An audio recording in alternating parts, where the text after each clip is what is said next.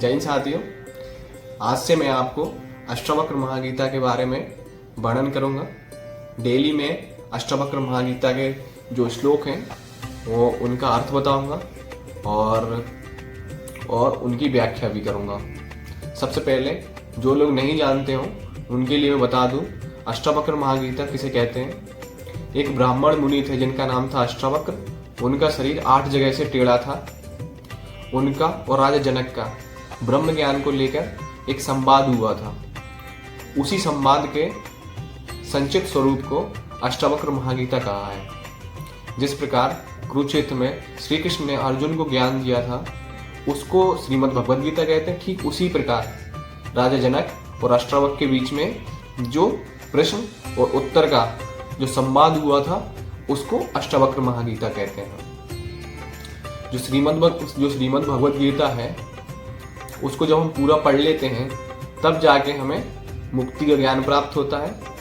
और पर अष्टावक्र महागीता को जब हम स्टार्टिंग से ही पढ़ना स्टार्ट करते हैं तो इसका प्रारंभ ही मुक्ति से होता है। मतलब जिसका पहला प्रश्न है जो जनक जी अष्टावक्र से करते हैं उसका प्रारंभ ही मुक्ति, ज्ञान, वैराग्य जैसे प्रश्नों से होता है।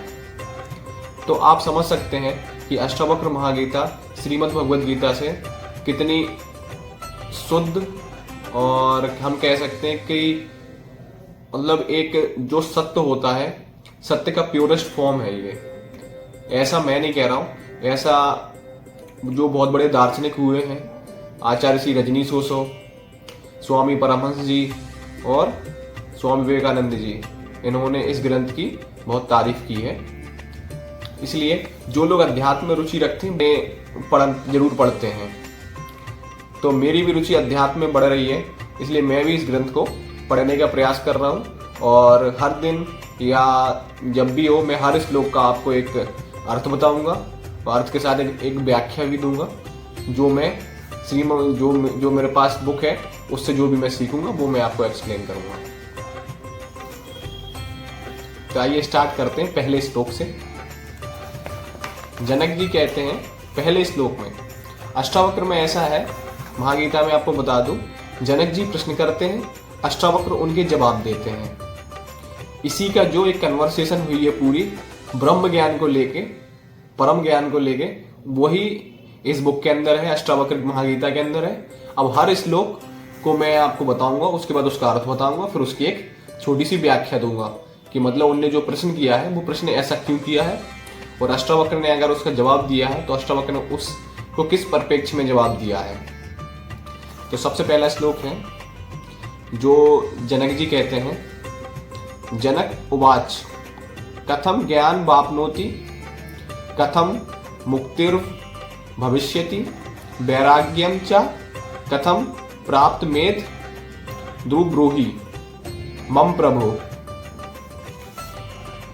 इसका अर्थ है, जनक ने पूछा, हे प्रभु, ज्ञान कैसे प्राप्त होता है, मुक्ति कैसे प्राप्त होगी, वैराग्य को कैसे प्राप्त होऊंगा, यह मुझे समझाएं या मुझसे कहें। तो अब आइए समझते हैं जनक जी ने यह प्रश्न क्यों पूछा। अब जनक जी के बारे में थोड़ा सा मैं इंट्रोडक्शन दे दूं। जो जनक जी थे उनकी अध्यात्म में बहुत रुचि थी और वो ऑलरेडी सभी वेदों का अध्ययन कर चुके थे। उनको सभी शास्त्रों का ज्ञान था, उपनिषदों का उन्हें ज्ञान था और उनके जो राजमहल में, दरबार में हमेशा सत्संग हुआ करते थे ज्ञान को लेकर। तो वो ऑलरेडी सारी चीजें जानते थे। उनको जो भी किताबी ज्ञान है वो सब उनको था। इसीलिए उनका जो सबसे पहला प्रश्न था कि प्रभु ज्ञान कैसे प्राप्त हो, जैसे भी ज्ञान प्राप्त होगा मैं पैसे प्राप्त करना चाहता हूं। उनके दूसरा प्रश्न था उनका कि प्रभु मुक्ति कैसे हो। अब दूसरे प्रश्न से ये क्लियर होता है कि उन्होंने पहला प्रश्न ज्ञान का क्यों पूछा।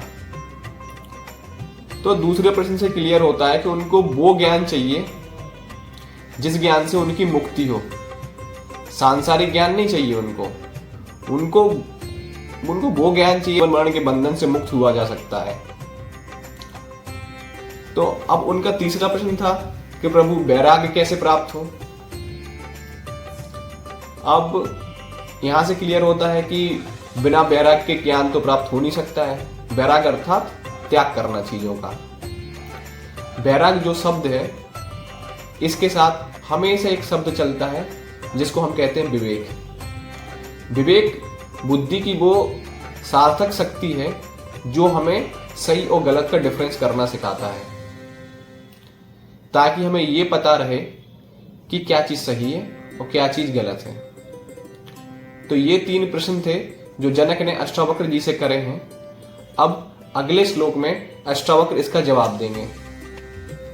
आज के लिए इतना, बाकी अगले श्लोक के साथ इसका उत्तर भी दिया जाएगा। जय हिंद, राधे राधे, प्रभु कृपा आप सब पर बनी रहे। धन्यवाद।